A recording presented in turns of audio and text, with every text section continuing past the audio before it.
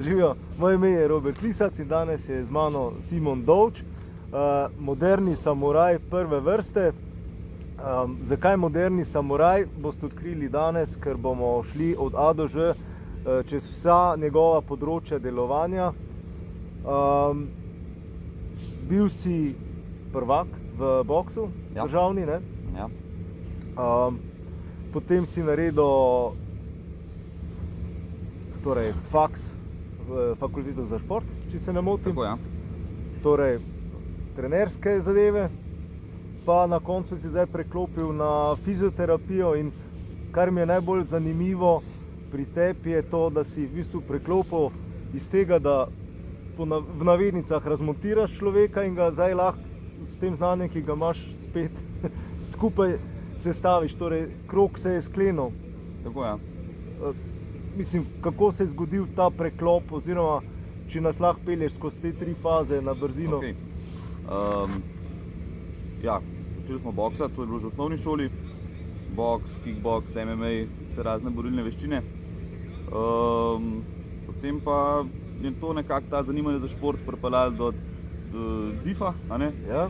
do študija, pol tekom študija tudi rokoborba, MMA, dviganje uteži in pa se vse skupaj povezalo neko tako kondicijsko pripravo, zanimanje za to in pa tudi delo z našimi bokserji v klubu. Ampak me je pa v bistvu vedno malo vlekel na te poškodbe. Ker sem sam dosti imel teh poškodb in sem videl, ne znam si čisto dobro pomagati, ne vem kaj narediti, čisto klasičen trening za moč ni čisto vsega rešil in pa me je malo vlekel vedno v to smer. Tako da sem po zaključku študija rekel, zdaj, če sem že 3 leta študiral, bom pa še 3, da sem kar priključil zraven, pa sem šel še na zdravstveni faks. Aha, fizioterapija, ne? Fizioterapija, ja. Kako bi pa, mislim, ker ti si šel kar globoko, tudi kar se boksa tiče, koliko se te spomnim, tudi kar sem jaz videl takle strani. Ti v bistvu, ko so drugi žurali, si ti treniral, ne? Ker to je bila srednja šola, če se... To je bila srednja šola, ja. Vsi so šli na maturantski izlet, mi smo šli pa na Evropsko prvenstvo. To je bilo tako. Nisem vedel. Dobro, to pomeni, da sem imel bistveno manj alkohola v krvi kot oni. Ampak imel si pa kar široko zastavljeno tudi to pot, ko si treniral. Se mi zdi, da si ful različnih stvari delal, ali se motim? Ja. Jaz sem, vedno me je zanimala ta kondicijska priprava. Ja. In potem se spomnim, da sem začel sem z učiteljem športne vzgoje še v osnovni šoli in mi je on malo, sicer on je bil sablačno, ampak mi je majčkeno pokazal, majčkeno mi je povedal, malo mi je to čez poletne počitnice napisal, kaj naj delam. Potem pa kasneje pa itak sem spoznal Robija Simoniča, potem smo začeli pa delati res tako kondicijsko pripravo, by the book. Razumem. In to me je zanimalo, se me je potegnilo. Ja. Glavni učitelj, trener pa itak bil Saša? Saša je bil ves čas, ja. Zanimivo, ko omenjaš sablače, pri boksu, kolikor jaz vem, če si desničar, je leva spredaj, ne? Ja. Torej, tako, ja. Pri sablačih je pa ravno obratno, ne? Pa ni ti. Ja, seveda, ker sabljajo za desno, ne z levo, ne slabšo. Ja. In zanimivo mi je tukaj, ker je pri sabljanju, mislim, ta koncept je prevzel tudi Bruce Lee, in on se je boril za desno spredaj. Od tega, ker je smatral, da je pač močnejša in da ga moraš nasprotnika, pač tisti najmočnejši, kar imaš, takoj ustaviti. Ja, to ima en smisel. Ja, če se navadiš od začetka, verjetno res. Veš, kaj me zanima? Ti si se potem v zadnjih letih preusmeril predvsem v boks za otroke. Tako, ja. Mislim, furaš akademijo za boks. Ja. Zdaj, zgodba je bila taka, ne? Jaz sem se malo oddaljil od kluba. Jaz sem vedno treniral samo v enem klubu, samo pri Sašu to vedno. Ja. Ker meni je to, ne vem, tukaj nekako ta pripadnost klubu pa spada zraven. In potem pa so me malo drugi športi potegnili, sem druge športe začel trenirati, pa smo pa začeli sodelovati tako, da sem vodil kondicijske treninge za tekmovalce. Okay. In so oni hodili Mi smo imeli takrat eno tako doma narejeno telovadnico, v enemu seniku staremu, ki je bilo dobro, no. Ampak so tam fantje pol trenirali. Pol je pa prišla ideja, no, kaj če bi začeli, v bistvu je Sašin pobudnik, kaj če bi začeli z neko otroško skupino. In pol smo prvih nekaj let, počas, danes smo pa upisanih 90 otrok. Wow, 90 otrok. Ja. Se veš, mislim, ljudje gledajo zelo kontroverzno na boks, sploh v povezavi z otroci. Ampak, mislim, kaj mene pri Fight Clubu Ljubljana pa pri Sašotovem načinu dela prepričalo je, da je vse igrivo in da ne gre zdaj za nabijanje v glavo, ne, na polno. Zdaj, če mi začnemo s ta malo skupino, 5 do 7 let, tukaj je dejanskega boksa, da imajo rokavice na rokah mogoče 20 minut v eni uri, a ne. Vse ostalo so igrice, prevali, skrivanje, pač važno je, da otroci radi hodijo. Da otroci komi čakajo, da pridejo, pa da pol tisti 20 minut radi boksajo in zdaj imamo, ker imamo že toliko časa ta klub, imamo zdaj enega fanta pa ena punca sta, no. On je začel pri 6 letih, zdaj je star pa, koliko je zdaj, 12 let star in bo zdaj začel tekmovati. In vseh 6 let treniral, ne. Skozi je bil na treningih in moram reči, da je res je dober, ne. Mašina, a? Ja, res je dober. Tako da, to je cilj, ne, od malih nog. Sej ni toliko, da se ga na šport, ampak, mislim, na boks, ampak na šport, bolj na splošno. Bravo. Da ni vse tako ozko usmerjeno, pa da sam vrečo dela, ampak vse ga malo, ne. Ja. Torej, kaj pa so tvoja glavna vodila, ko učiš otroke, mislim, da recimo... Da je fajn. Da se imajo fajn. Da se imajo fajn. To je glavno. Ker otroci nimajo nobenega filtra in ti povejo takoj, to je pa dolg čas. To je pa brez veze. Ja. To se mi pa ne da. In moraš narediti, noben trening ne mora biti isti. Ja. Vsakič mora biti nekaj drugega. Okay. In moram reči, tale moj pomočnik oziroma sodelavc, Luka, ki je zdaj trener tudi, ki vodi te skupine, to se tudi strinja s to filozofijo in ima beležko in potem spreminja in pripravlja. Tako da je interesantno za otroke, no, to je bistvo. Ful fajn. Kaj pa imajo najrajš? Oziroma, recimo... Sparing. Ja, to jim je najboljše. To vsi komi čakajo. Ja. Kdaj bodo lahko dali na gobec. Kako pa doziraš potem, da ne grejo preko meja? Načeloma, ko se od majhnega učijo to na dotik, pa to tudi pri sparingu ni nikoli problem. V bistvu, ko imamo recimo klubsko tekmo, ko rečemo, ok, malo bolj na močno, ni nekega razbijanja. Nekako so razumeli, močneje, kaj se daram, močneje bo nazaj prišlo. In to igra. In zato, ker sparirajo z različnimi fantje, s puncami, večji z manjšimi, morajo malo prilagoditi moč. In načeloma zelo dobro funkcionira. Mislim, ko sem se zanimal za boks, bi si želel, da bi naletel na takšnega učitelja, kot si ti, ne? Ker se spomnim, sem vprašal trenerja takrat, pa to boli kaj? Ne, mi delamo na easy. To si dali rokavice, mislim, da smo že krvavi nos po 5 minutah. Ne, pri nas pa res, no. Pri otrocih pa sploh. Tudi pri odraslih se začne na easy, ampak pri otrocih pa sploh pomembno, no. Mislim, še zmeraj je boks. Razumem. Zmeraj daj kakšen nos zakrvavi, pa ne, pa je kakšna ustnica malo poč, ampak to tudi spada zraven. A obstaja, mislim, ti si potem zajadral tudi v dvigovanje uteži, kolikor sem te spremljal, pa zdaj ne govorimo o onih 3-kilskih, ki jih premetavajo ženske, ampak tisti orang. Zakaj pa? Jaz sem v bistvu, to smo imeli pa prek faksa ene vaje v težarni, klub dviganja uteži Olimpija in smo spoznavali olimpijske dvige. In pa smo to debatirali, aplikacija v kondicijski trening in eksplozivnost in te prenose. Tako da me je to toliko zagrabilo, da sem kar pol eno leto treniral. Smo se fajn zbrali, pa smo hodili, smo trenirali. Pol me pa nekako bolj potegnili bolj v ta powerlifting, no. Bolj me je v to potegnil, ta maksimalna moč in moram reči, te fantje, ki so delali takrat z mano in smo delali nekako po tem principu, te maksimalne moči so bili fizično super pripravljeni. Torej govoriš tudi v bokserskem smislu? Tako, hitri, močni, res. Ker ne vem, dobro, to je zelo stara bodybuilderska generacija, še v času Arnolda Schwarzeneggera, njegov kolega je bil Franco Colombo. Ne vem, če poznaš. On je tudi, če se ne motim, mislim, da je celo izviral iz powerlifterskih voda, ne vem, nisem čisto siguren, ampak glede na to, kak je izgledal, pa da je bil Mr. Olimpija, je dvigoval uteži, ampak je pa tudi prej treniral boks.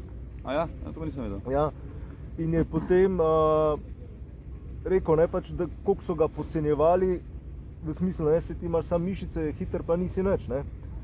V resnici pa bilo tako, da je potem v enem sparingu, ne vem, kako je bilo, da je potem enemu čeljust zlomil, ker pač je bil toliko močen, pa toliko silovit udarec je imel, ne. Tako da sigurno obstaja nek transfer tukaj. Ja, absolutno. Tukaj je, mislim, to so še zmeraj, čeprav ne zgleda hitro, so to absolutno eksplozivni gibi, a ne. Če zdaj naložiš 200 kg na štango, pa jih dvigneš gor, to je tako proženje teh akcijskih potencialov, to je na polno, to je res eksplozivno. Sicer ne zgleda, tež gre počasi gor. Ja. Ampak vse je preneseno. Ne moreš čisto klasičen powerlifting trenirati, pa pol pričakovati, da bo šlo to v boks, treba malo aplicirati, a ne. Mogoče kakšne stvari so nepotrebne za bokserje, ampak mislim, da takrat nam je to kar dobro. Smo kar eno tako dobro pot našli. Se konec koncev, če čisto po kmečki logiki izhajava, ko ti potisneš tež gor, mislim, sila gre v isto smer kot udarec. Tako. Dobro, mičkeno je drugače, ker imaš oporo, a ne. Ja. Pri boksu je nimaš. Ja. Zato so pa malo tukaj ene variacije, pridejo v poštev, ampak ja, v bistvu. Bi ti, recimo za te udarjalne športe, bi priporočal recimo ta način treninga, ki si ga zdaj izpostavil, torej z velikimi utežmi ali pa powerlifting? Kot osnova, kot baza, sigurno. Okay. Kot neka bazična priprava, sigurno. Tudi naši fantje zdaj še zmer hodijo sicer prav k powerlifting trenerju. Ja. In delajo tam tisto osnovno pripravo in pol jim on prilagaja. A ne? Ampak to so cele metode, ki izhajajo iz powerliftinga, ki so za športe borilnih veščin izpeljane pol ven. Tako da jaz sem tukaj zagovornik te variante. Ja. The best. Kaj pa, dobro, zdaj smo udarjalno smer pokrila, kaj pa v greppersko smer? Si mogoče informiran, torej? Tukaj pa je tako, no. Jaz sem pa še judo treniral na faksu malo, pa grappling, pa to, ampak me to nikoli ni toliko potegnilo, da bi se nekaj poglobil, moram priznati. No. Ne, govorim zdaj v povezavi z tem načinom. Nisem probal, drugače so, mislim, sej judoiste, ki pogledamo, imajo tudi veliko treninga z utežmi. Ja. Nisem pa zdaj jaz tukaj pri judo, kakšnemu programu z judista nikoli sodeloval, tako da ne morem, tukaj ne morem povedati, ne. In bi bilo brez veze, da je nekaj. Ja, razumem. Na kar se ne spoznava, ne. Potem pa, če še proidemo, kaj ti je pa fizioterapija dala v povezavi v celem tem puzlu dogajanja oziroma zaporednih 3 faz, ne? Ja, tukaj prvo kot prvo sigurno neko diagnostiko, a ne. Okay. Zakaj nekaj boli. In to je mene tudi vedno, jaz se spomnim že v prvem letniku na faksu, sem vedno jamral, zakaj imam pa toliko malo testiranja. So rekli, ja, pa testiranja niso zanesljiva, pa ni to 100%, treba iti na slikanje. Sam vemo, kako je, slikanje traja pol leta, da prideš na vrsto, a ne? Čak testiranje zdaj za... Razne poškodbe, mišice, recimo ramenski sklep, kolen. Okay. Mene je to vedno strašno zanima. Jaz sem toliko pregledal v knjigah, mislim, vse te teste sem pol doma, vem, da še na mami probaval, pa tako, da sem jih nadrilal. In to je neki, če imaš nekega športnika, nekega tekmovalca, in se on na treningu poškoduje, da mu lahko ti takoj, oziroma v naslednjem tednu, ko se ta poškodba, ko se ta bolečina vleče, da se lahko vsaj usmeriš, kaj pa bi lahko bilo. In lahko začneš takoj delati, a ne? Ker je to veliko boljše, kot če ti čakaš, zdaj bomo pa počakali 3 tedne, da bo zdravnik naredil ultrazvok, da bomo dobili napotnico, da bomo še 6 tednov na magnetni, pa bomo čez 2 tedna dobili 3 mesece mimo. Pravijo, da je slovensko zdravstvo zelo podobno kitajskemu, tradicionalnemu, kjer je bilo vse na preventivi, ne? Tam vse naredijo, da ne postaneš bolan. Da nisi pacient, ja. Tule pa tudi narediš, drugače nasrkaš. No. Ja, bomo videli zdaj, no. Ja. Kako bo. Aha.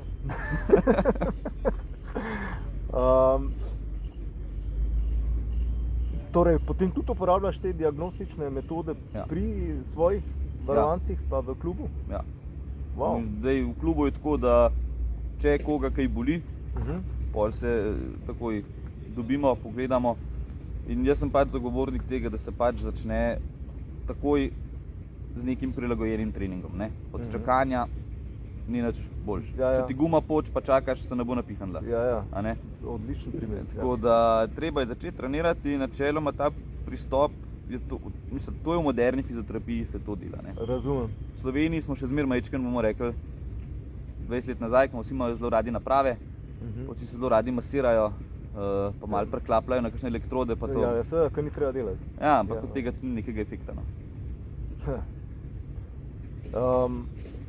Zdaj pa, če pridemo, prva faza, smo rekli, je bila bolj ta borilna, potem je trenerska, zdaj pa to nazadnje, kar zdaj delaš, tudi si opravil neko zanimivo šolanje, če sem prav razumel, se osredotoča predvsem pa na hrbtenico. Tako, na ledveno hrbtenico, ja. Torej, kaj pa gre tukaj?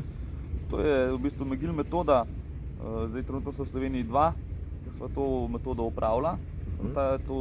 Te izpite, zelo obsežna. No. In v bistvu je specializirana samo na ledveni del hrbtenice.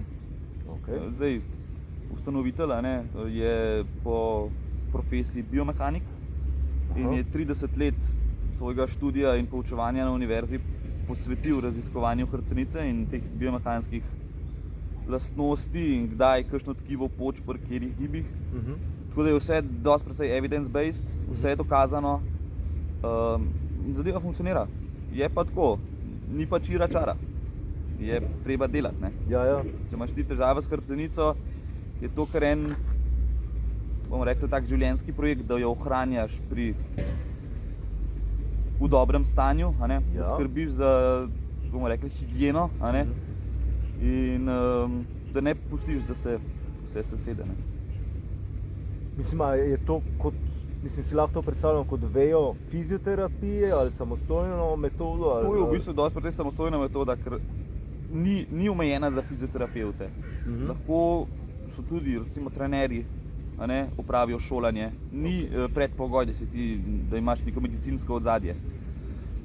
Drugače pa sama metoda temelji v bistvu, je to trening.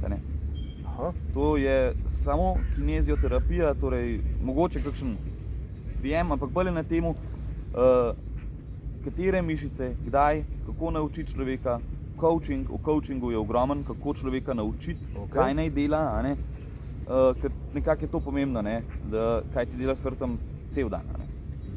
To je nekako tak 24-urni koncept. In po noč moraš paziti in tistim se moraš prilagoditi, kako si v službi, kako si tam, kako si v avtu, kako dvigaš otroke, vse. Spomnim se še iz faksa, ko je razlagal za anatomijo profesor, da najslabše je, če nekaj dvigneš recimo iz avta ali pa stal, pa še dodaš zasuk. Ja, to je še zmeraj tako. No, ampak jaz se spomnim potem, ko sem potem začel poučevati samoobrambo pa MMA in sem se točno tega spomnil, torej, da moraš upogniti hrbtenico, pa če še zviješ, še pa to klepše, torej kot načelo, kako onesposobiti recimo človeka na tleh. Aha, da bi nekomu drugemu zvil hrbtenico. Ja, no, in potem sem to počel, pač potegnil si mu glavo gor, pa če še bilo možno, si mu še malo zvil in potem je bil hiter mir, Tako da se da to v eno, pa v drugo smer potem uporabljati.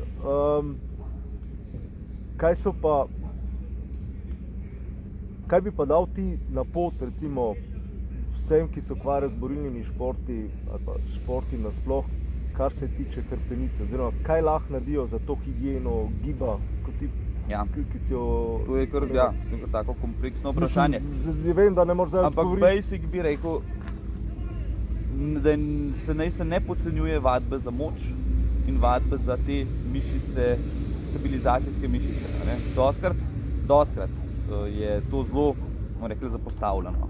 Oziroma se delajo neke vaje, pa ljudje sploh ne vejo, če dobro, zakaj jih delajo. Jih ne delajo sploh prav, sploh ne vejo, kvam bo mogli čutiti pri teh vajah.